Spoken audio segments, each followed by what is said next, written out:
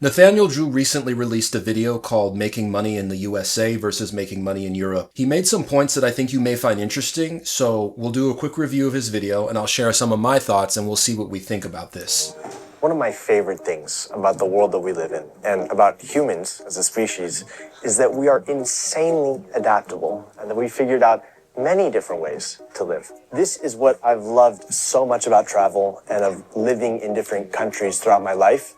It's the fact that you get very different answers to the same basic human questions of how to live, depending on where you are. Yeah, I think it's a great idea to travel and visit other cultures because I believe we can learn from the experience and enrich our life. I know for myself that traveling has helped me to have a wider and richer perspective on life and the world. And I happen to subscribe to the philosophy that we're all souls having a temporary human experience regardless of the country or culture that we're born into. And having said that, I think that traveling and connecting with people from other cultures can be potentially enlightening and help us live in accordance with that wisdom.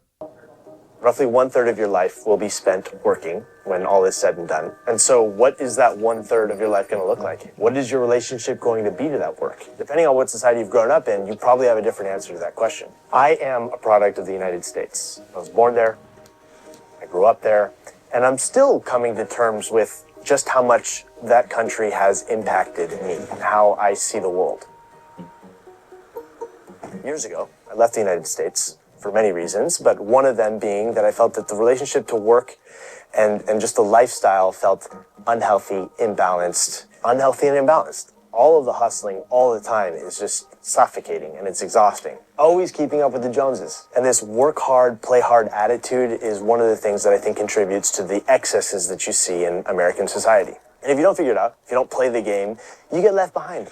Yeah, things are pretty fast-paced here in the US, and it can be a very competitive culture. And I don't think that's always a bad thing, but it certainly isn't for everyone. And I do think that many people are feeling left behind or that they don't fit in here anymore.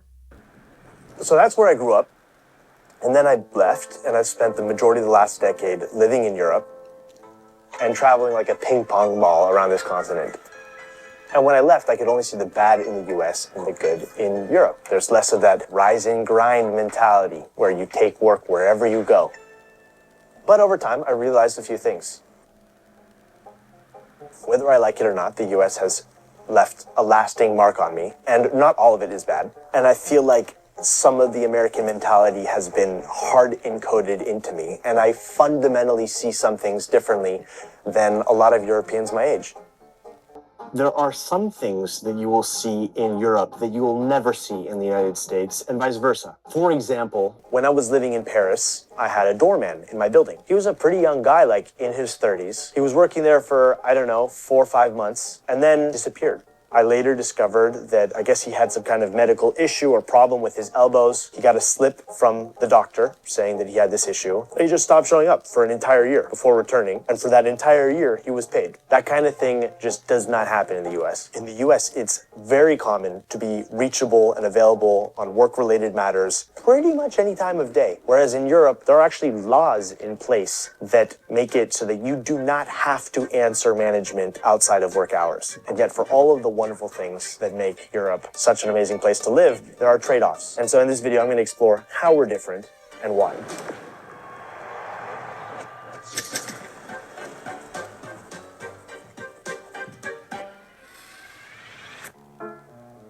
Okay, two things I have to clear up. I know how annoying it is for Canadians and Latin Americans to hear me refer to the United States as America, okay? Trust me, I know, because my family's from Argentina. I just say America out of simplicity. I've tried a different approach in the past, using the word Usonian or Usonia, but I just don't see how that's ever going to become a thing. That is so fetch. Gretchen, stop trying to make fetch happen. It's not going to happen. The other thing is that I'm highly aware that Europeans don't like it at all when I put them all in one bucket. And this is the beauty of Europe, right? It's such a diverse continent with so many different cultures and histories and governments. I get it. You're French or you're Portuguese or you're Danish or you're Polish first. And if you even feel European, that comes second. Yeah, I think it's important to be careful about the generalizations. As he said, there are many differences between the cultures of different European countries, which I believe is part of the reason it's such an interesting place to visit. And I think it's worth noting that there are places here in the United States that resemble some parts of Europe, and there are some parts of Europe that probably resemble the United States. The city I grew up in fact, Davis, California, I think actually resembles some European cities more than it does the average American experience. The thing is, I'm going to talk about how systems shape us, the big trends. There are a variety of systems that are knitting it together, and intentionally so, right? This was done by design. You have the Eurozone, you have the Schengen zone, you have the EEA, EFTA, and a lot of this has been done so that Europeans can all be a little bit more on the same page and stop killing each other. And in the end, if you look specifically at every single one of these agreements, somebody's always left out. But on the whole, you've got a group of countries that are, at least in theory, trying to work together as a team. And there's another reason for this. Even though the US has pulled ahead in recent years, about 10 years ago, the GDP, or gross domestic product, which is a common economic metric, was roughly the same between the US and the EU. And so that makes comparisons easier. So let me begin by saying that when I first moved over to Europe, it felt like such a relief to come over here and to discover a whole variety of societies that are organized in different ways, but collectively, education is way more affordable, and healthcare is way more affordable, and doesn't run the risk of bankrupting you. And there's better paid sick leave, and there's paid maternity and paternity leave. Like, what is not to like? Sure, okay, so GDP is growing faster in the US, and there's lower unemployment. So what? What happened to enjoying life? Right? Yeah, okay, so there's lots of work in the US and the salaries are higher, but more is asked of you and you can be fired at any time almost. And also cost of living is higher and you gotta not forget that. And especially if you wanna eat healthy, right? What's the point of making a lot of money if you're stressed all the time? So I did some digging on this and I'll share some statistics with you that I think you might find interesting.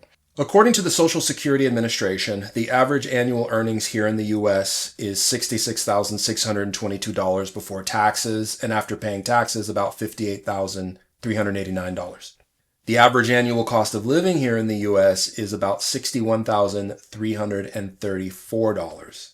So based on these numbers, they may not be perfect, but based on these numbers, the average U.S. citizen is earning about $3,000 less than what they need to live here, which would explain why so many U.S. citizens are under constant financial stress. On the other hand, the average annual net earnings in Europe for a single person is 28,217 euros.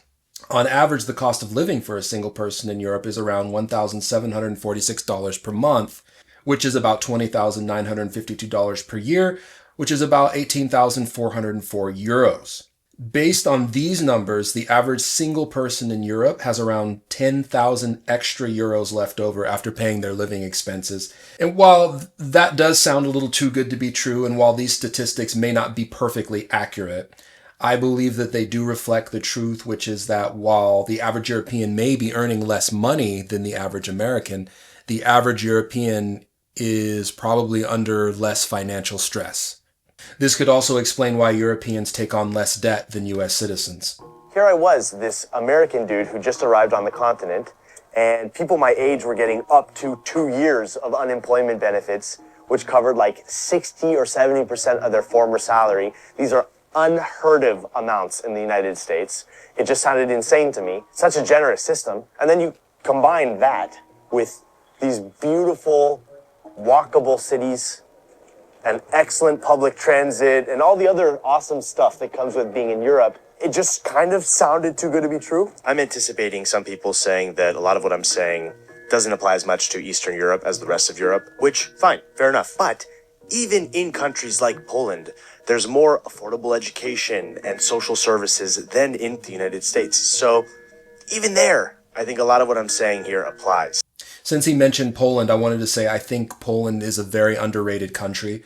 And if I'm not mistaken, it currently has the fastest growing economy in the European Union.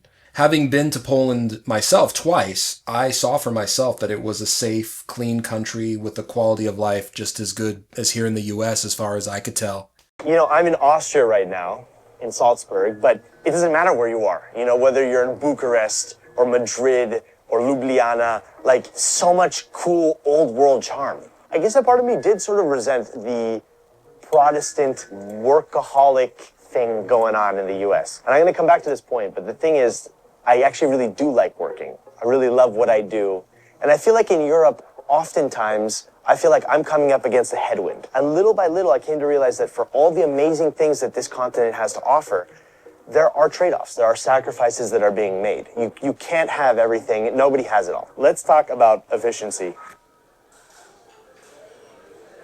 You see, I didn't realize this at first, but a lot of Europe has a crippling, Kafka-esque level problem, and it's called bureaucracy. There's been a lot of noise and complaining about bureaucracy in the United States recently with Elon Musk and the Trump administration, but it is nothing compared to Europe. And I can't generalize here. This isn't the case for all European countries, but a lot of them have it really bad. It is just on a whole other level. In the Nordic countries, they've got their systems more in place, things are more digitized, things are more efficient. So your mileage may vary with regards to this point on bureaucracy, but if you're not dealing with bureaucracy, then you're definitely dealing with regulations. And oftentimes you have to mail in your paperwork instead of digitally submit it and do all these kinds of ass backwards things. I really feel like I did not realize just how good I had it with regards to convenience and efficiency while I was living in the US. It's just so straightforward. Opening a bank account, getting your driver's license, starting a new business. Because everybody's taking vacations in August or different parts of the year, there are times of the year that it's bad to start stuff. So you have to sort of plan your year around that. That was never the case in the US. Things are always available. Nathan from the future here. I spent a lot of time writing and shooting and editing this video in February and March, and now we're in April, and an unbelievable amount of new developments have been taking place. Trump, with his tariff policy and the mass uncertainty, economically speaking, around the world, is calling into question some of the things that I said in this video. Things that were true for the entirety of my life until, I guess, the last month or two. I don't know where all this is taking us, right? We're all figuring this out in real time. I just want to acknowledge this, just so it doesn't seem like I'm not addressing everything that's happening in the world right now. As this series progresses, I want to move more and more towards current events and then looking towards the future. So definitely more to come. Just wanted to mention that. All right, let's dive back in. It's hard to beat in terms of efficiency, one main language being spoken across the whole country.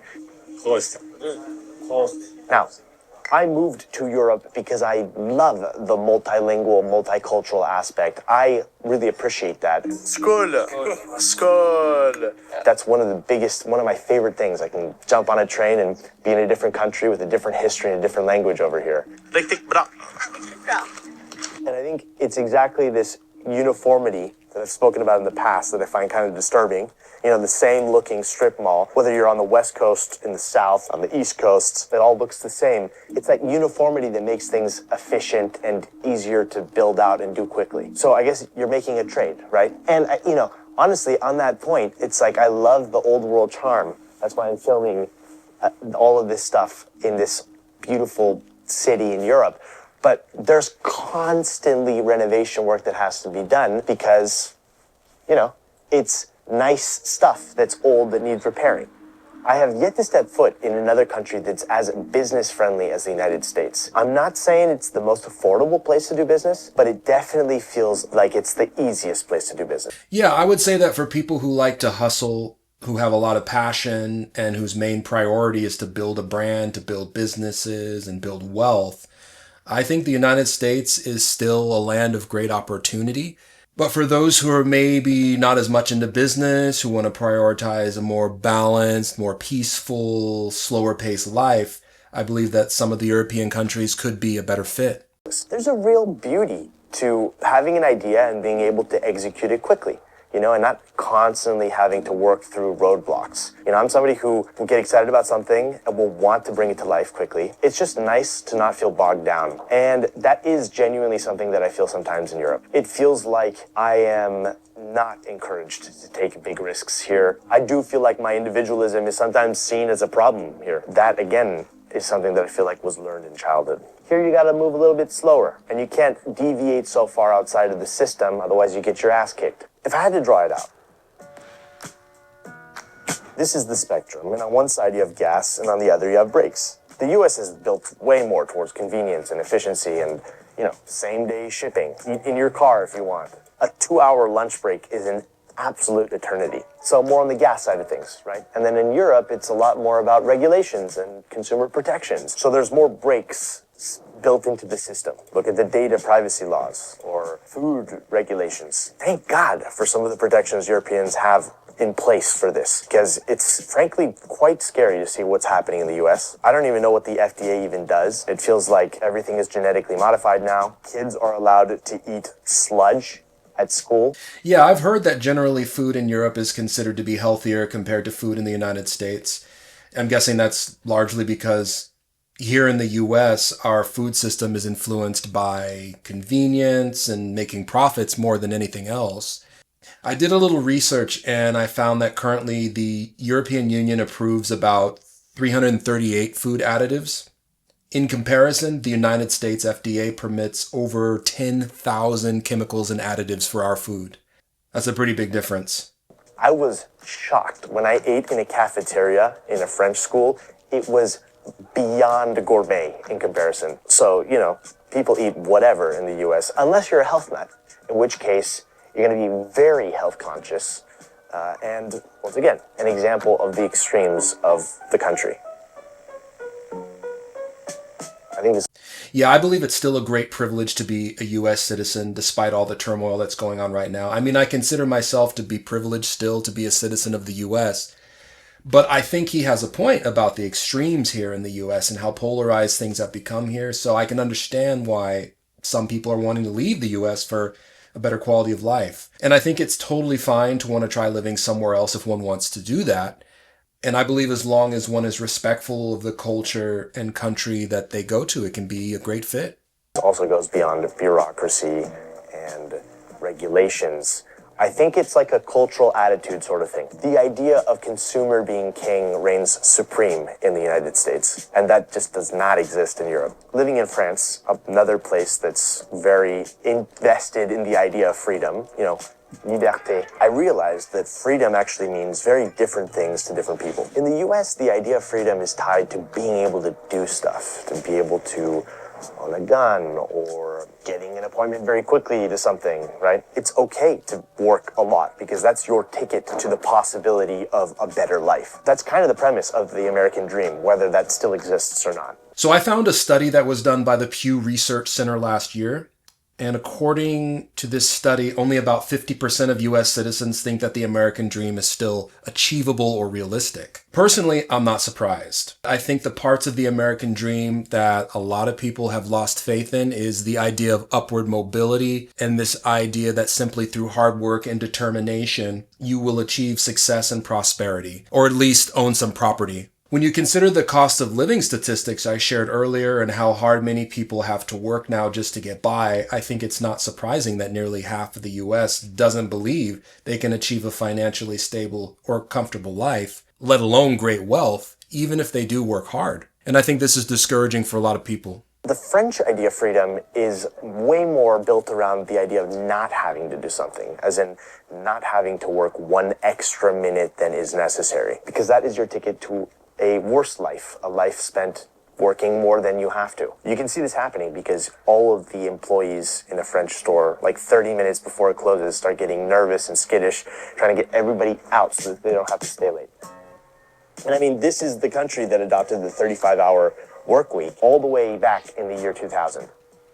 I saw this in the Netherlands as well. I was 3 minutes, and really I'm not exaggerating here, I was 3 minutes late to returning a bike that I had rented. I called to see if I could still return it, and the shop owner answered me telling me the shop was not only closed, but he was already back home with his kids. Priorities, right? And I mean, how can you fault them? There is so much more to life than work.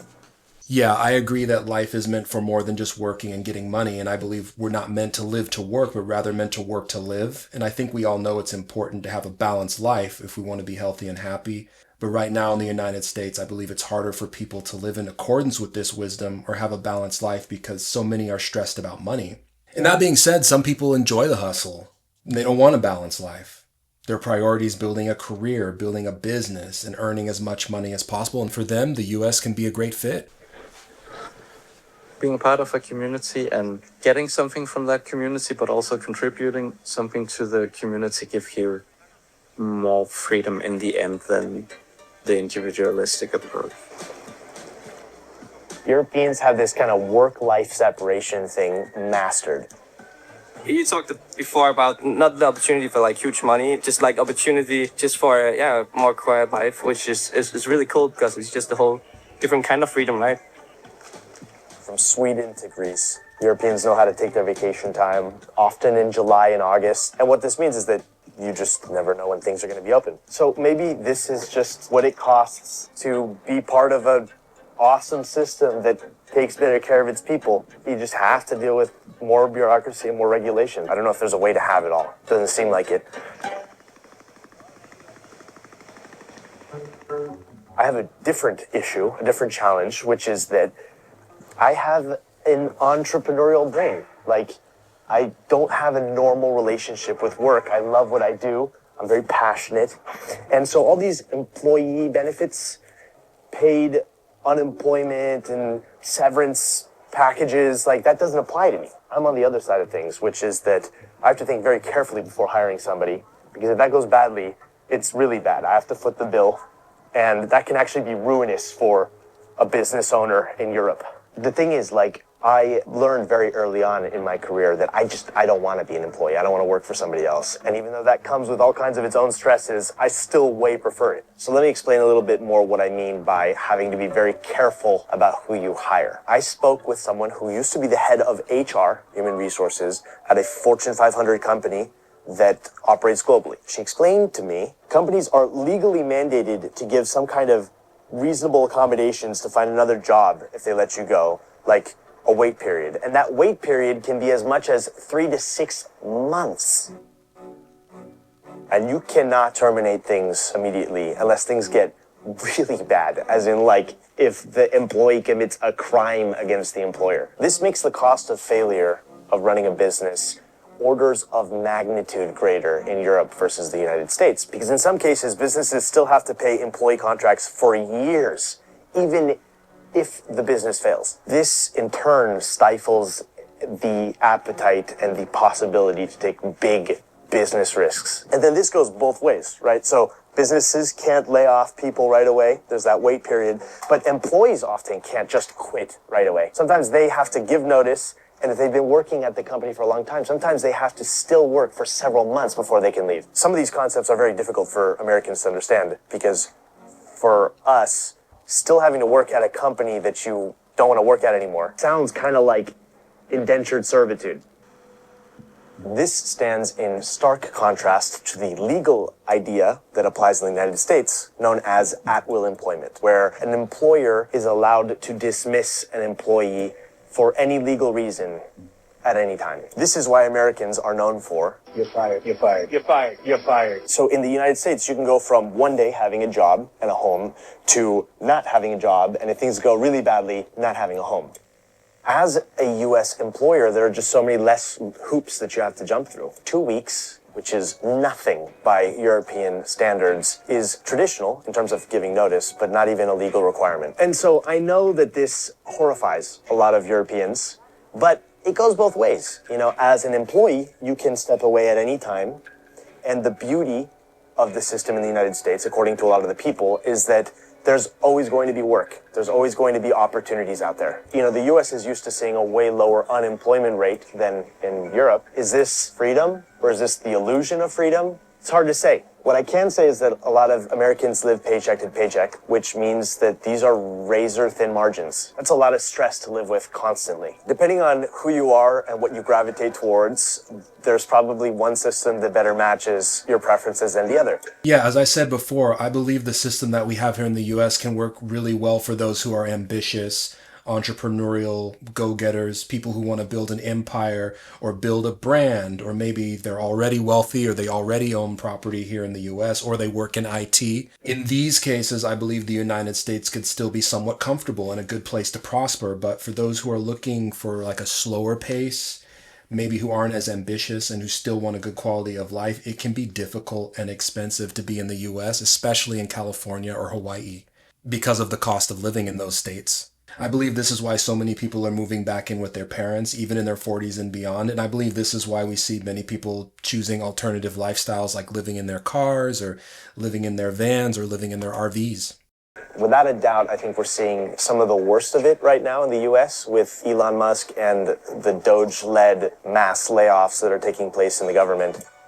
Many people are just receiving an email, just like that, boom, you're done, after sometimes many years working for the government. It does feel like it borders on cruelty, but this is also common in the US. I mean, you see this in the tech sector all the time. This is going to depend on the person, the circumstances, the location, right? But generally speaking, it feels like Europeans are okay with dedicating a smaller percentage of their lives to work. I'm the American nut job that loves what I do, that is willing to put in many, many hours. This is, again, where I feel a little bit different. And there's downsides to that as well, where I have difficulty disconnecting and separating work and life. But in general, this is a huge source of meaning for me and gives my life a lot of direction. I don't know, I guess the concept of taking vacation time to just do nothing isn't that appealing to me, which again, probably makes me sound like the obsessive workaholic American. I don't know if it was my upbringing that shaped me to be like this, but I feel in this specific respect more at home in the United States. People don't look at me like I'm weird over there. So if we build on this spectrum that I've laid out already, considering the many protections workers have in Europe, we have security, an offshoot of the regulations and work protections, so that with the regulations, sick leave or unemployment benefits, when life hits you with surprises, you don't fall so far. You won't be bankrupted by healthcare costs or student loan debt. Well, actually, even if you declare bankruptcy in the US, you can't get rid of student loan debt, so I guess I can't make that point. But over here, we have risk. And what comes with risk is also sometimes possibility. More work opportunities, more heights that you can climb. Are these heights that you necessarily want to climb? Not me. I didn't want to. I'm not interested in creating a startup that becomes a unicorn and makes me a millionaire, billionaire, whatever. I'm not interested in climbing the corporate ladder. And who benefits from these possibilities, right? Not everybody. It's usually the rich that become a lot richer. This is why, once again, you end up with a country of extremes. Very rich, very poor. And I think you see this everywhere in the world, but because there's so much wealth in the United States, it's even more upsetting that there are people living in deplorable conditions. The very act of living in the United States is a risk. And I think you just, as an American, you grow up in that system and you get used to it. You just adapt. You develop a mentality around that. I'm not entirely sure if I can unlearn that. You know, my parents taught me to fend for myself, to not rely on the government. I guess it's just one way of operating. It's kind of sad when you say it that way, honestly. But instead of counting on Social Security, you're much more focused on saving up money and investing it and building up a nest egg.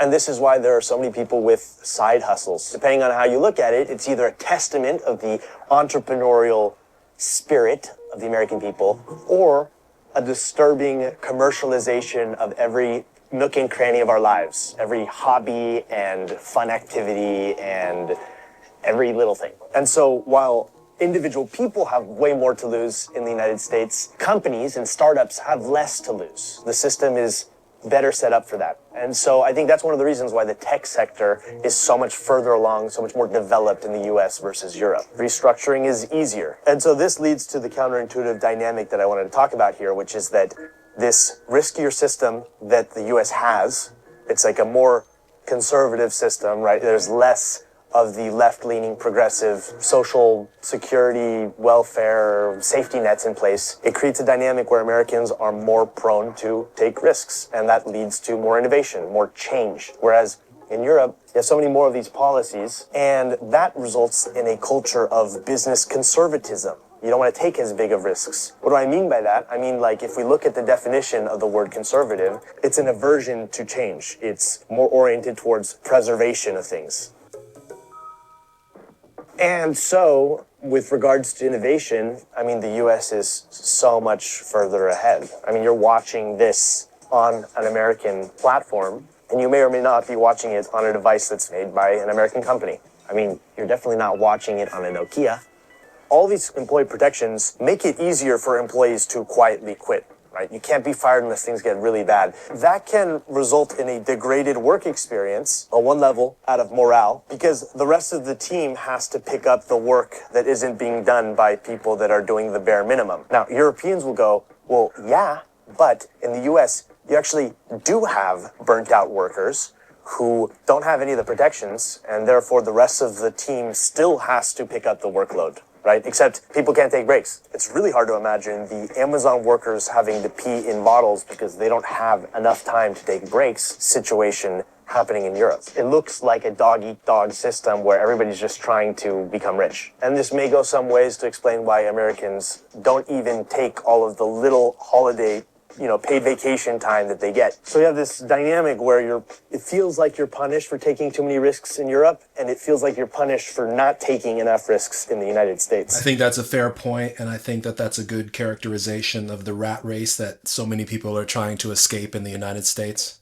So is either system better? I mean, it's not that simple of a question. I will say I definitely know where I prefer to live. I do feel like I left the US with skills that give me an advantage elsewhere in the world. I think some hustle is really not a bad thing, a manageable dose. And I always like that Americans see and recognize hustle, and they will cheer you on. They will not get in your way.